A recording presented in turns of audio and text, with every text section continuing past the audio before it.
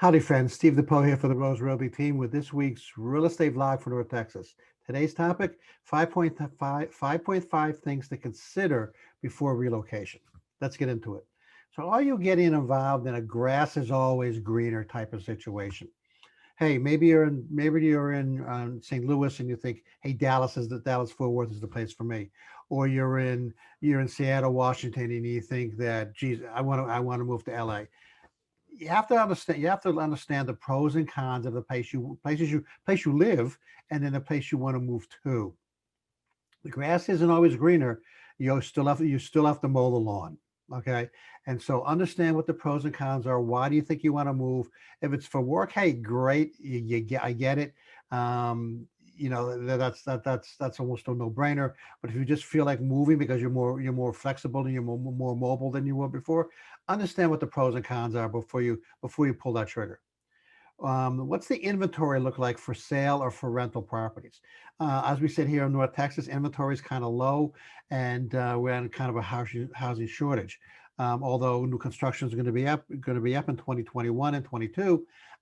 What does that mean for what does the inventory mean for people coming into the area? There was a guy on WABC radio back in the 80s. He was the financial guy named Bob Brinker, and he always used to say, when you want to move to a new location, he said, go there and rent an apartment or rent a house for a year. Get to know the area, get to know the location before you decide to buy a house. Very smart idea, right?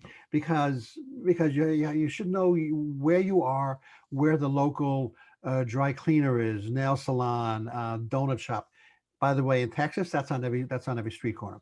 Where your house of worship is, where your restaurants are, those kinds of things. You have to know where they are to see where you're going to be living in proximity to these um, to these places that you're going to have to visit.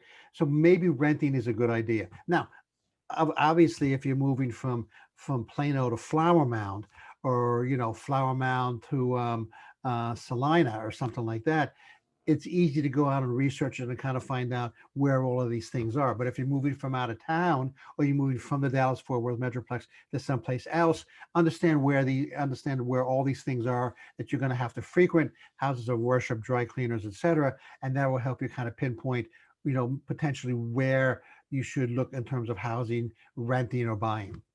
How's the infrastructure and how's the development going to change? Great question. When we first got to the Metroplex about 25 years ago, there was like this. There were two roads leading in and out of Flower Mound. Um, um, what 2499 and 407. They were both like two-lane roads, and it took you forever to get any place. Right now, they're massive, almost highways. Understand what the development looks like. The highway and infrastructure development in North Texas, I think, is outstanding compared to other places in the country. The infrastructure, if it's not before the housing development, it's shortly thereafter.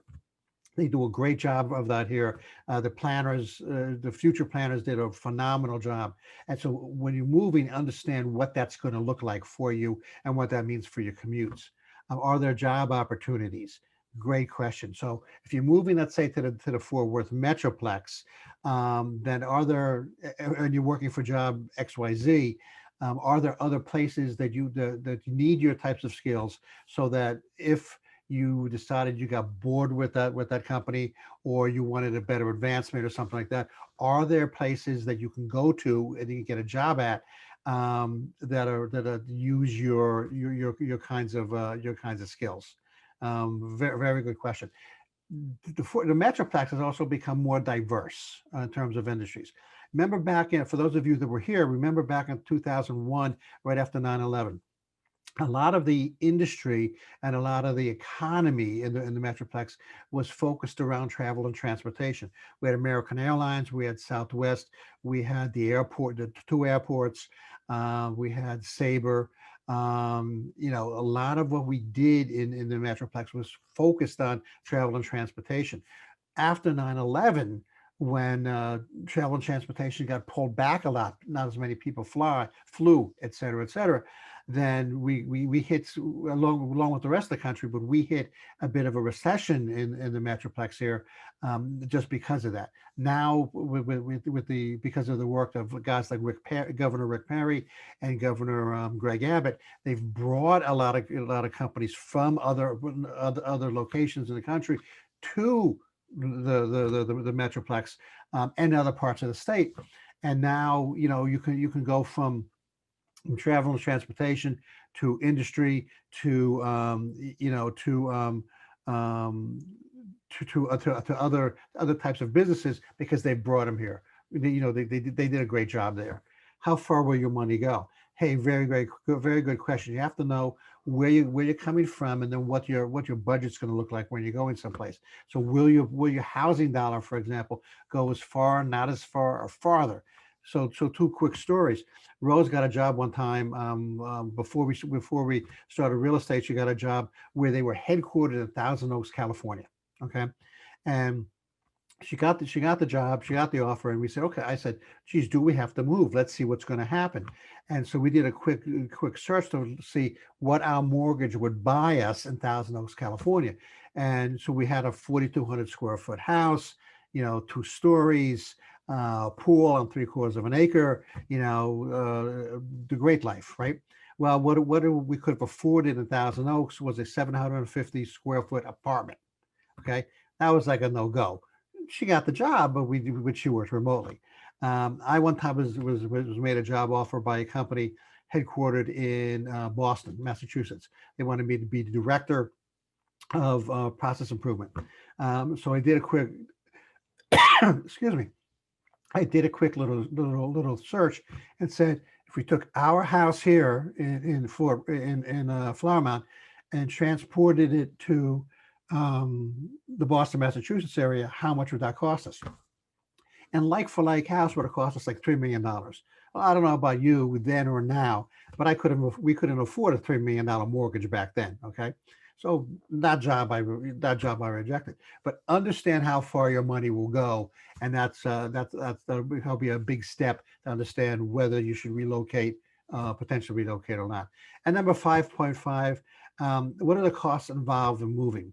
So when Rose and I moved from Flower Mound to Denton, and we had about a 5 month period where we had to store our stuff, it cost us like 8 grand.